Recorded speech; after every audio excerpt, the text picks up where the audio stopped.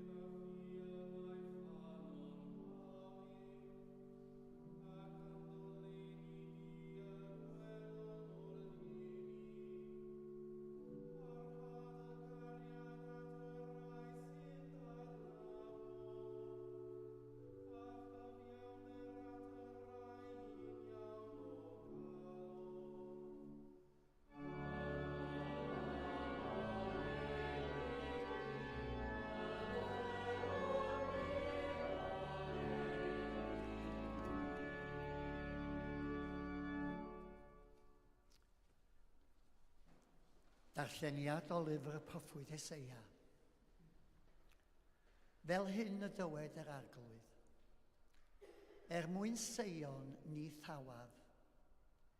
Mwyn Jerusalem ni fyddaf ddistaw, hyd ond ei ddisgleiriau chyfiawnder yn llachar, a'i achawdwriaeth fel ffagl yn llosgi. Bydd y cenhedloedd yn gweld y gyfiawnder a'r holl frenhinoedd ddogoniant. Gelwir ar at enw newydd a roddir i ti o enau'r arglwydd. Byddi'n goron o didog yn llaw'r arglwydd, ac yn dorch frenhinol yn llaw dy ddiw. Ni thenwyr mwyach gwrthodedig, ac ni ddywedir drachefn am dy wlad anghyfanedd. Eith i'r enwi di Hefshiba, a thwlad Biwla, oherwydd ymyfryda'r arglwydd yn ot, a phriodir dy wlad. Fel y bydd llanc yn priodi merch ifanc, bydd adeiladydd yn dy briodi di. Fel y bydd priodfab yn llawen yn ei briod, felly y bydd y ddiw yn llawen yn o ti. Clywch air bywyd i'n byd. Diolch ar oi Dduw.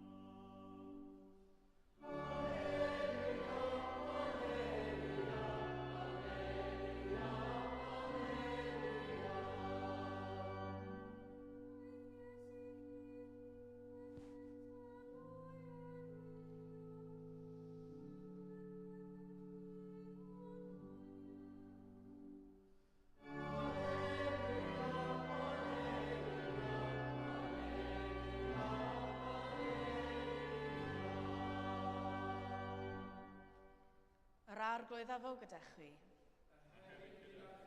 Grandewch Efengyl Crist yn ôl Sant Ioan. Bryd hynny, y trydydd dydd, yr oedd priodas yng Nghana Galilea, ac yr oedd mam Iesu yno. Gwahoddwyd Iesu hefyd a'i ddisgyblion i'r briodas. Pallodd y gwin ac meddai mam Iesu wrtho ef, nid oes ganddynt win. Dywedodd Iesu wrthi hi, wraig, beth sydd â fyny di a mi? Nid yw fawr i wedi dod eto. Dywedodd ei fam wrth y gwasanaethyddion, gnewch beth bynnag y ddywed wrthych. Yr oedd yno 6 o lestri carreg i ddal dŵr, wedi ei gosod ar gyfer defod glanhad yr Iddewon, a phob un yn dal 20 neu 10 ar 20 o alwyni. Dywedodd Iesu wrthynt, llannwch y llestri a dŵr, a llanwasant hwy hyd yr ymyl. Yna meddai wrthynt, a nawr, tynnwch beth allan ac ewch ag ef i lwydd y wledd.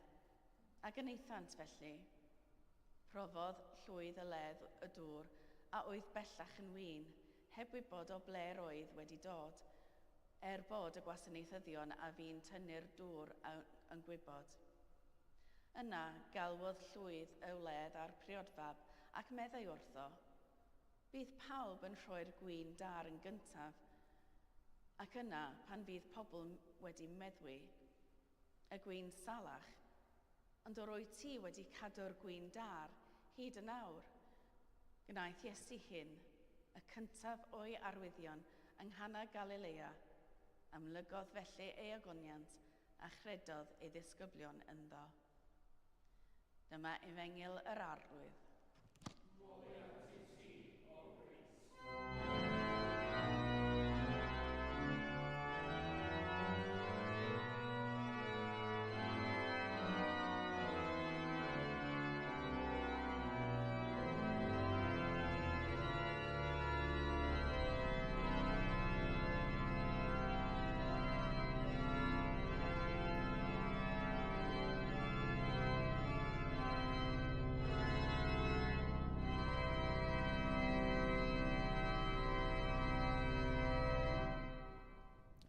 Ymestyn dy gariad arglwydd hyd y nefoedd, a ffyddlondeb hyd y cymylau. Yn enw'r Tad a'r Mab a'r Ysbryd Glân. Amen.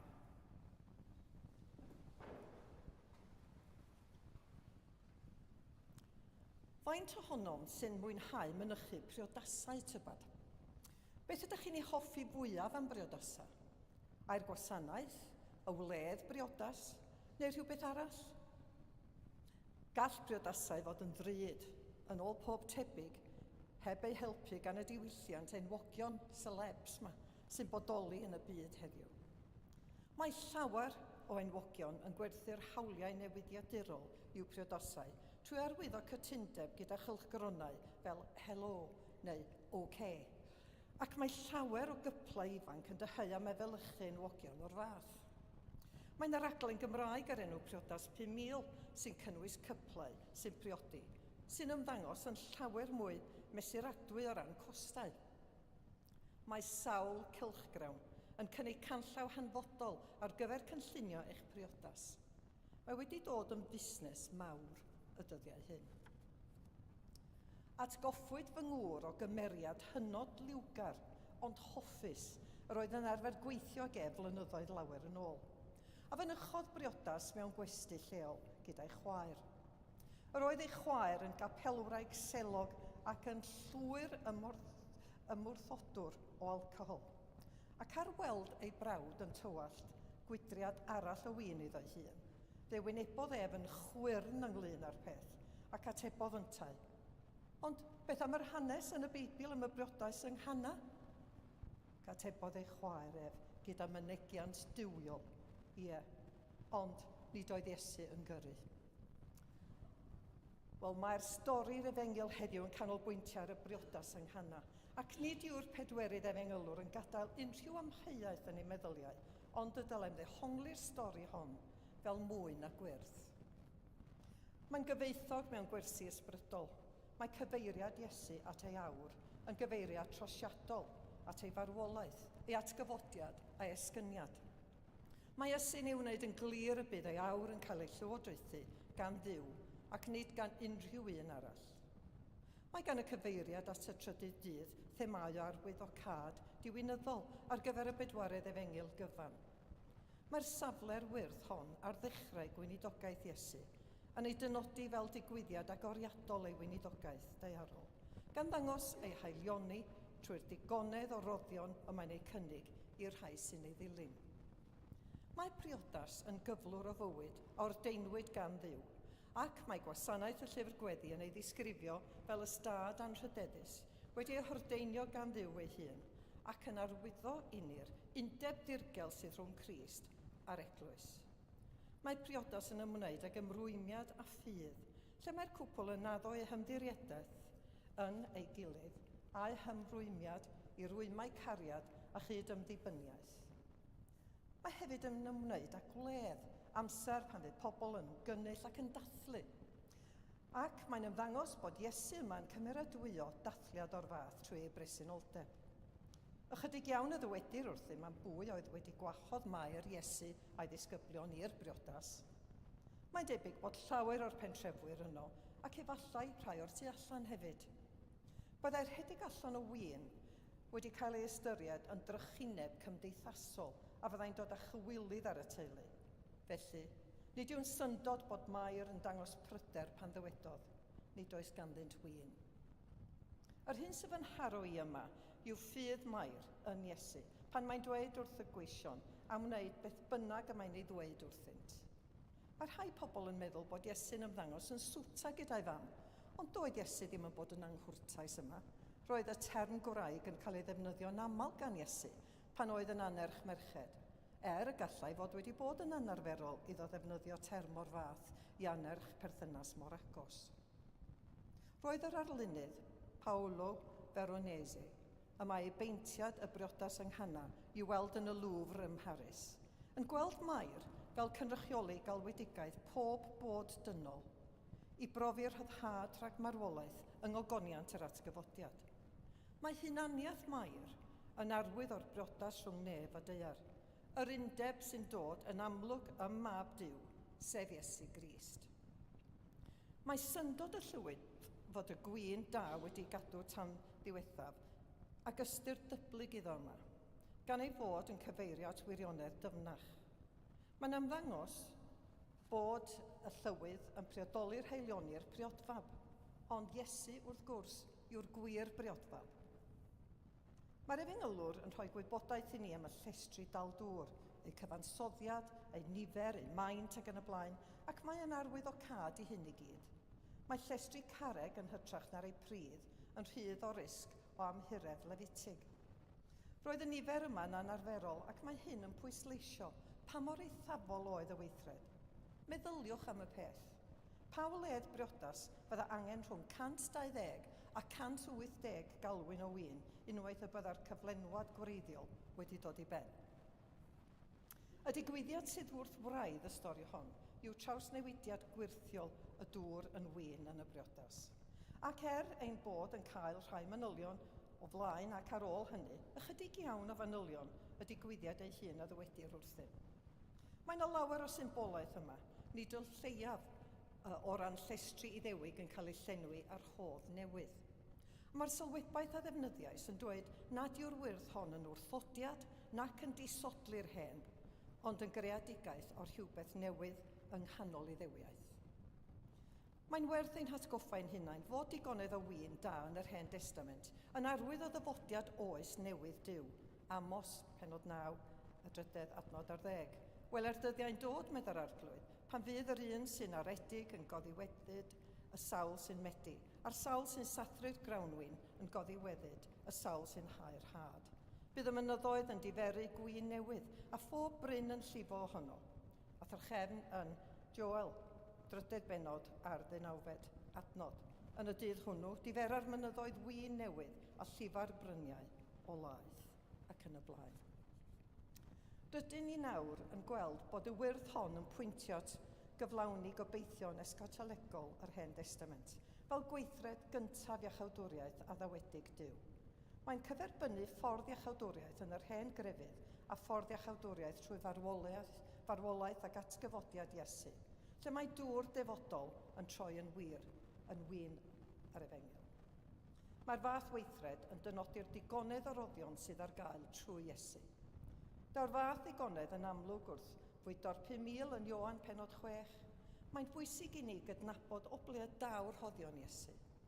Os ydym ni'n gwybod o ble mae Iddonia'n dod, rydym ni'n dechrau deall rhywbeth dyfnach o ble mae ef ei hun yn dod. Hynny yw wrth gwrs oddi wrth Dduw. Mae hyn ynglyn â bywyd y nefoedd yn dod i lawr i'r ddaear, ac mae'n rhagflas o'r wledd nefol fawr sydd ar y gweill i bobl Dduw, fel y darllenwn amdani yn llyfr Datguddiad, penod 21 a'r ail adnod. A gwelais y ddinas sanctaidd Jerusalem newydd yn disgyn o'r nef oddi wrth Dduw, wedi ei pharatoi fel priodferch, wedi ei thecau i'w gŵr. Mae'r rhai ysgolheigion yn awgrymu bod posibilrwydd y gallai cymaint o win da fod yn anaws Ewcaristaidd. Mewn geiriau eraill, dim ond trwy Iesu Grist y mae'r hodd gras ar gael. Yr hyn sydd gennym yma yw amlygiad o goniant Iesu, arwydd, ac mae'r arwydd cyntaf hwn yng Nghana yn arwydd o'r hyn sydd o'n blaena. Oherwydd iddo bwyntio at y pethau sydd i ddod. Yn y stori hon, gwelwn amlygiad o allu Duw. Bwriad y sylwebwyr yma yw na ddylai pregethwyr geisio egluro'r stori hon, ond yn hytrach sicrhau bod y Cristion cyfoes yn derbyn dirgelwch gweithred o'r fath. Maen nhw'n dweud, os na fydd y darllenydd cyfoes yn teimlo synwyr anghyseinedd yma, ni ellir profi'r rhyfeddod y wyrth. Mae gwyrth o'r fath yn chwalu unrhyw esboniadau neu ddisgwyliadau convensiynol. Mae unrhyw ymgais i leihau hynodrwydd y wyrth hon yn methu'r nod ac yn amharu ar y datguddiad Cristolegol sydd yma. Nid stori afreoleiddra mewn moesau mo hon. Nid yw hyn yn dod o dibrets etiquette and modern manners. Mae hon yn stori am gymeriad Duw, am heilioni llethol Duw, sydd ar gael i bob un ohonom trwy Iesu Grist.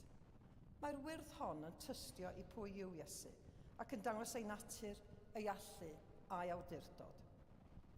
Dwi'n wirweddio byddwn ni gyd yn ceisio arweiniad yr ysbryd glân i'n helpu ni i fyfyrio a'r heilioni Duw tuag ato, wrth anfon i unig fab i'n hachub, a dod â ni i berthynas iawn â Duw unwaith eto. Os yw afradlondeb o'r fath, fel y dywedais yn gynharach, i fod i ddynodi digonedd yr hoddion sydd ar gael trwy Iesu, byddem yn gwneud yn dda i gofio'r geiriau hynny yn Ioan y 10fed bennod a'r 10fed adnod. Yr wyf wedi dod mwyn i ddynion gael bywyd a'i gael yn ei holl gyflawnder. Amen.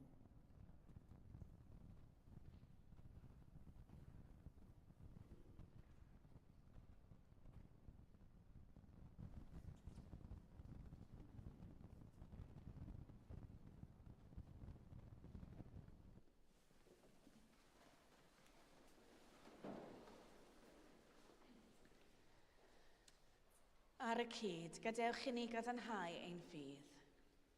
Rwyf yn credu ac yn ymddiried yn Niw Dad a greuodd bopeth sydd. Rwyf yn credu ac yn ymddiried yn ei fab Iesu Grist a brynodd ddynol rhyw. Rwyf yn credu ac yn ymddiried yn ei ysbryd glân sy'n rhoi bywyd i bobl ddiw. Rwyf yn credu ac yn ymddiried yn un Duw, Dad, Mab ac ysbryd glân. Amen. Gyda'n holl galon yn holl feddwl, gweddiwn ar Dduw.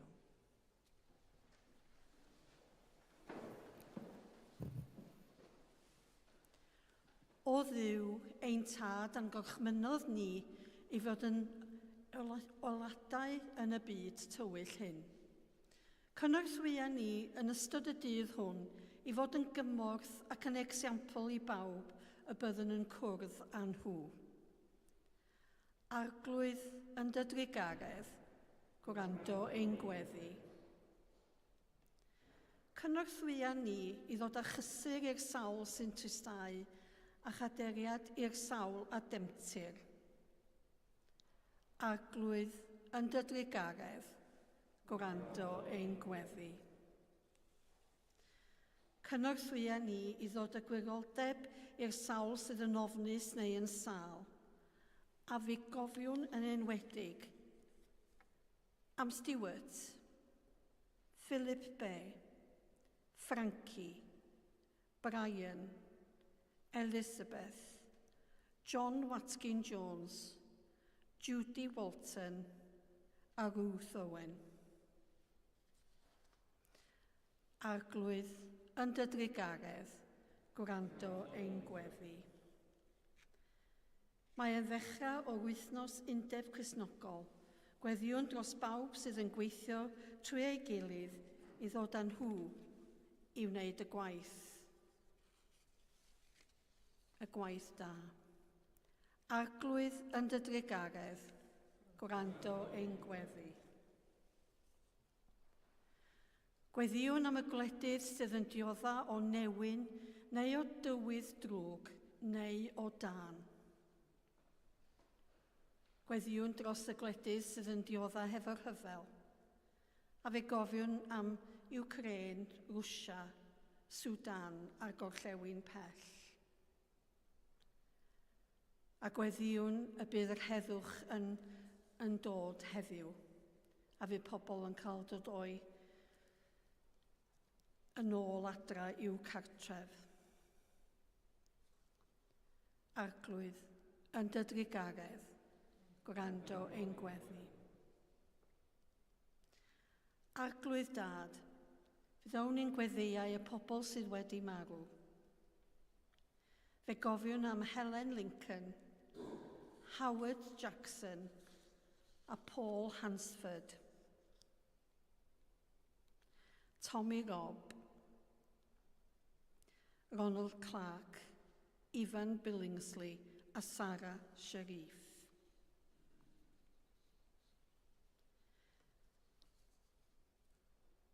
Gorffwys tragwyddol iddynt o arglwydd a llywyrched goleuni gwastadol arnynt. Gorffwysed mewn tangnefedd a chyfodi mewn gogoniant.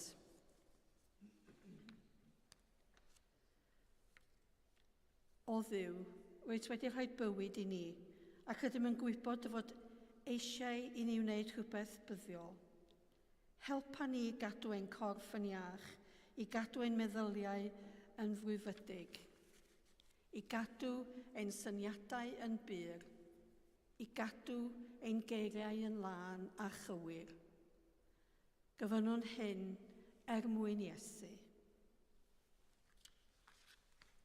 Dad Tregarog, derbyn y gweddiau hyn, mwyn dy fab ein gwaredwr Iesu Grist. Amen.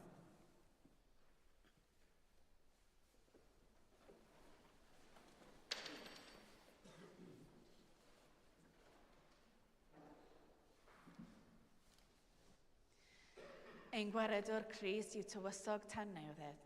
Ni bydd diwedd ergynedd ei lywodraeth nac ar ei heddwch. Tangnefedd yr arglwydd, a fo gyda chwi bob amser. Rhannwn arwydd o dangnefedd.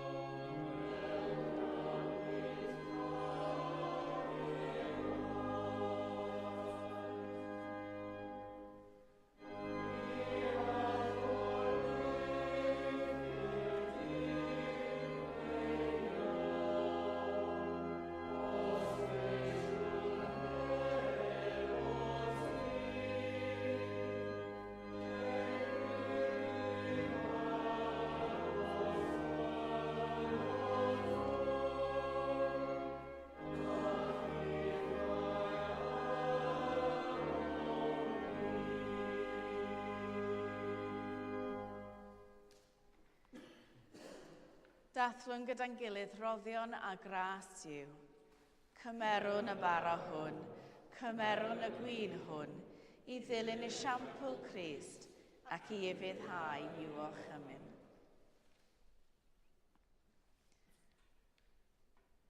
Yr arglwydd a fo gyda chwi. Dychefwch eich calonnau. Diolchyn i'r arglwydd ein Duw. Iawn yn wir, ein dyletswydd a'n llawenydd, bob amser ac ym mhob lle, yw diolch i ti, Dad Sanctaidd, holl alluog a buddiwiol ddiw, trwy Iesu Grist ein harglwydd. Oherwydd trwy arweiniad seren, datgelais ef i'r byd, a'r ffyr dynol, fel wrth ei ddilyn ef, y dygir ni allan y dywyllwch i'w oleini ar ddechog. Felly gyda llu'r angynion, a holl gwmpeinir nef, gyhoeddyn y goniant dy enw, ac ymunio a hwy yn ei hemyn di-derfyn o fawl.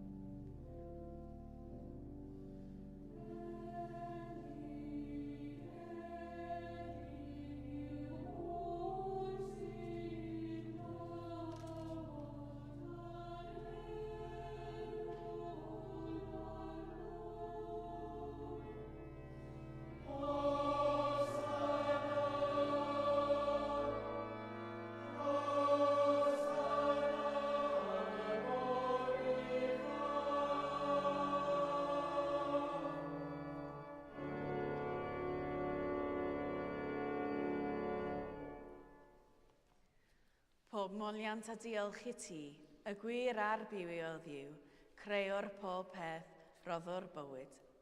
Lluniais ni a ddelo dy hun, ond yr ydym ni wedi difwyno ddelo honno a syrthio'n bryn o thogoniant. Roddwn ddiolch i ti am anfon dy fab i rannu ein bywyd ni. Fe'i hildiais i farwolaeth fel y cael byd ei achub a'i atgyfodi oddi wrth y meirw fel y bywyd ni fyw yn ddiwedd ac yntau yn o'n ninnau. Sancteiddia ath ysbryd y bara hwn a'r gwyn hwn, dyroddion i ni, fel y bont i ni yn gorff a gwaed ein iachawdwr Iesu Grist. Yn os o brydychwyd ef, cymerodd fara, ac wedi rhoi diolch, fe'i torodd, a'i rhoi i'w ddisgyblion gan ddweud, cymerwch, biwtewch, hwn yw fy nghorff a rodded drosoch, gnewch hyn cof amdanaf.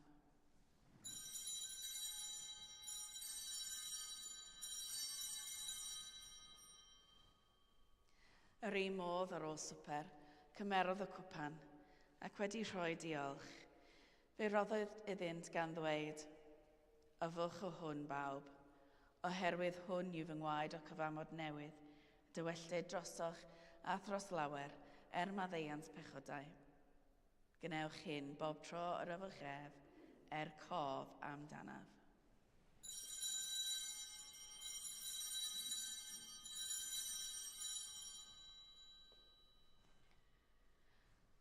Cyhoeddwn ddirgeledd y ffydd, bu farw Crist, atgyfododd Crist, daw Crist mewn gogoniant. Fel y gorchmynodd ef i ni o dad, yr ydym yn cofio Iesu Grist y fab, gan gyhoeddi ei farwolaeth fuddugoliaethus a chan ymlawenhau yn ei atgyfodiad, a disgwyl iddo ddod mewn gogoniant. Deiwn ar bara hwn a'r cwpan hwn i ti, derbyn ein habeth o ddiolch a moliant. Adfer ac adfwyad y holl bobl, adnewydda ni a phawb y gweddion trostynt, a thras a ddfendydd nefol, a derbyn ni yn y diwedd gyda'r holl saint, ei llawenydd di-derbyn hwnnw, a addawyd i ni gan dy fab, ein harglwydd Iesu Grist. Trwy ddywef, gyda gef yn ddywef, yn un dod yr ysbryd glân, eiddo ti dad holl alluog, yw pob yn rhydedd a gogoniant, yn oes oesau. Amen.